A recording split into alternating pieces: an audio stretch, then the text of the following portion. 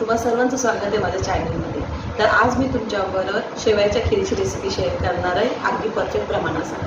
तर येत्या 23 मेला बुद्ध पौर्णिमा आहे, म्हणजेच की वैशाख पौर्णिमा आहे।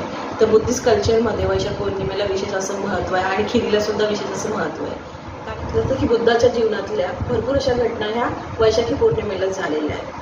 जसं की सिद्धार्थ गौतमाचा जन्म हा वैशाखी पौर्णिमेला झालेला आहे, यशोधराबरोबर त्यांचा विवाह हा सुद्धा वैशाखी पौर्णिमेला झालेला आहे आणि बुद्धांना ज्ञानप्राप्ती सुद्धा वैशाखी पौर्णिमेला झालेली आहे आणि बुद्धांचं महापरिनिर्वाण सुद्धा वैशाखी पौर्णिमेला झालेलं आहे। आणि खीरीचं विशेष असं महत्त्व आहे त्या पौर्णिमेला किंवा इतर सगळ्याच पौर्णिमेला बुद्धिस्ट कल्चरमध्ये खीर बनवली जाते। आम्ही सुद्धा घरी बुद्ध पौर्णिमेला खीर बनवतो, कारण की बुद्ध जेव्हा सत्याच्या शोधामध्ये निघाले तर 6 वर्ष त्यांनी अतिशय कठोर अशी तपश्चर्या केली आणि त्याच्यामध्ये त्यांचं शरीर खूप वीक झालं, खूप कमजोर झाले। ते वटवृक्षाखाली तपश्चर्या करायला बसले होते। तिथे जवळच एका गावामध्ये सुजाता नावाची एक महिला राहत होती आणि भरपूर वर्षानंतर तिला पुत्रप्राप्ती झाली होती। त्या निमित्ताने तिने बुद्धांना खीर दान केली आणि बुद्धांनी ती सेवन केली आणि बुद्धांना हे समजलं, ती खीर खाऊन त्यांना फ्रेश वाटलं आणि खूप एनर्जी आली त्यांच्यामध्ये। आणि त्यांना हे समजलं की आपल्याला आपल्या आयुष्यामध्ये काही सुद्धा अचीव करायचं असेल ना, तर आपल्या सर्वात महत्त्वाचं आपलं शरीर आहे। आपल्या शरीराला त्रास देऊन चालणार नाही, तर आपल्या शरीराची आपण काळजी घेतली पाहिजे योग्य ती, आणि व्यवस्थित असा आहार असला पाहिजे आपल्याला, हे बुद्धांना कळालं। आणि त्यानंतर बुद्ध पुन्हा नव्याने जोमाने आपल्या सत्याच्या शोधात निघाले आणि त्यानंतर पिंपळाच्या झाडाखाली बसून त्यांनी ज्ञानप्राप्ती केली आणि त्यांना बुद्धत्व प्राप्त झालं। तर ही थोडक्यात अशी खीरी मागची आणि वैशाखी पौर्णिमाची स्टोरी थोडक्यात तुमच्याबरोबर शेअर केलेली आहे मी। म्हणूनच बुद्धिस्ट कल्चरमध्ये वैशाखी पौर्णिमेला विशेष असं महत्त्व आहे, त्याचबरोबर खीरीला सुद्धा, कारण की बुद्धिस्ट कल्चरमध्ये प्रत्येक आनंदाच्या प्रसंगी किंवा त्यांचे जेही काही सेलिब्रेशन असेल त्याच्यामध्ये खीर ही आवर्जून केली जाते। आणि मी अशीच एक शेवयाची खीरीची रेसिपी तुमच्याबरोबर शेअर करणार आहे आणि झटपट बनणारी अशी खीरीची रेसिपी मी तुमच्याबरोबर शेअर करणार आहे। अगदी घाईच्या वेळेला सुद्धा तुम्ही ही रेसिपी पटकन बनवू शकता। तर चला आता आपल्या रेसिपीला लगेच आपण सुरुवात करूया। ड्रायफ्रूट्स घेतलेत कट करून, काजू, बदाम, पिस्ता आणि चारोळे घेतलेले, तुम्ही आवडीनुसार घेऊ शकता। शेवया घेतलेल्या आहेत इथे भाजलेल्या, कपाने मोजून घेतलेल्या 1.25 कप शेवयात, अर्धा कप साखर आहे, त्यातली 1.5 ते 2 चमचे मी बाजूला काढलेली आहे आणि 3 ते 4 चमचे ओलं खोबरं घेतलेलं आहे किसून। इथे 1.25 लिटर दूध सतत ढवळत साई न येता साई त्याच्यामध्येच मिक्स करून उकळून घेतलेलं आहे। फुल फॅट मिल्क घेतलेलं आहे मी इथे। आणि आता त्याच्यामध्ये आपण साखर घालून घेऊया, छान ढवळून मिक्स करून आणि विरघळून घ्यायची आहे आपल्याला साखर। आपण आता साखर घालून घेतलेली आहे।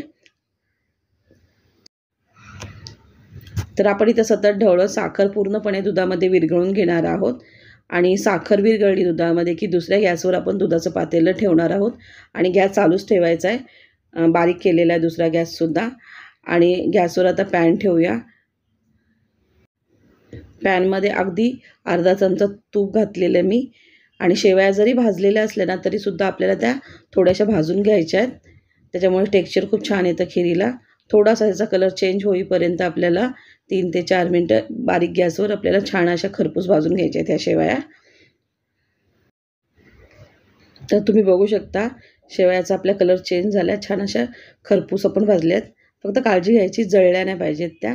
तर आता ह्या दुधामध्ये ॲड करूया आपण आणि ह्या एका बाजूला शेवया शिजतील तोपर्यंत आपण आपले ड्रायफ्रूट्स याच्यामध्ये म्हणजे छान असे तुपावर भाजून घेऊया।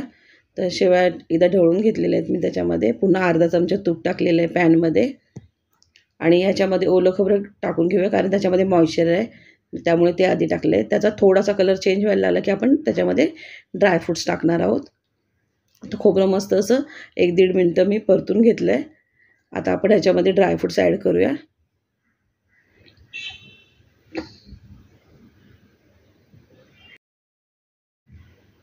तर हे सर्व मिश्रण आपल्याला छान असं भाजून घ्यायचं बारीक गॅसवर, त्या खोबऱ्यातलं सगळं मॉइश्चर जाईपर्यंत आपल्याला भाजायचं आहे। ह्याला 2-3 मिनटं वेळ लागू शकतो आणि तोपर्यंत आपल्या शेवयासुद्धा शिजतील खीरीमध्ये, त्यामुळे ड्रायफ्रूट्स ॲड केल्यानंतर आपल्याला खूप काही शिजवायची आवश्यकता नाही।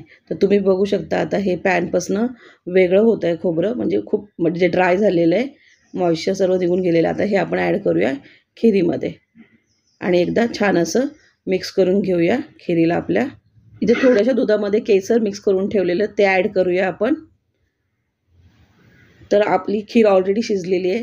साखर तर आपण आधीच विरघळून घेतलेली आहे आणि ड्रायफ्रूट भाजेपर्यंत शेवयासुद्धा शिजलेल्या आहेत. तर आपल्याला फक्त एक उकळी काढून घ्यायची आहे. हिला छान उकळी आली की आपण गॅस बंद करणार आहोत.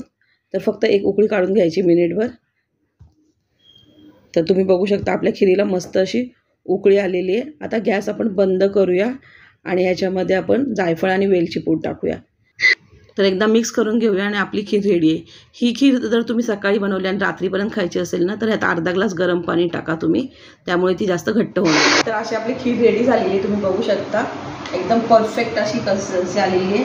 खूप पातळ पण नाही आणि घट्ट पण नाही आणि अगदी झटपट बनते ही खीर.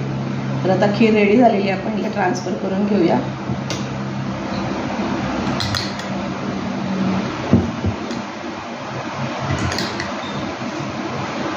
तुम्ही बघू शकता किती मस्त झालेली आपली खीर.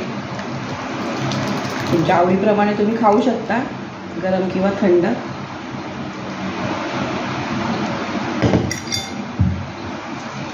आणि वरती याच्यावर थोडेसे ड्रायफ्रूट्स तुमच्याकडे असतील तर गुलाबाच्या पाकळ्यासुद्धा टाकू शकता तुम्ही.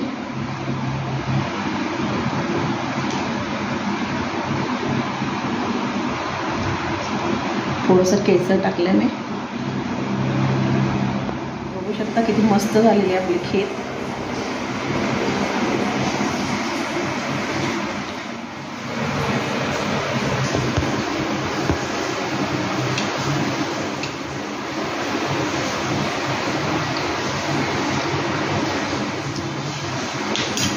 तर खूप अशी टेस्टी झालेली आहे आपली खीर आणि गोडसरपणा जो आहे, साखर एकदम परफेक्ट झालेली आहे. जर कोणाला कमी जास्त आवडत असेल म्हणजे साखर, तर तसं ते ॲड करू शकतात, कमी किंवा जास्त. पण एकदम परफेक्ट अशी गोड झालेली आपली खीर.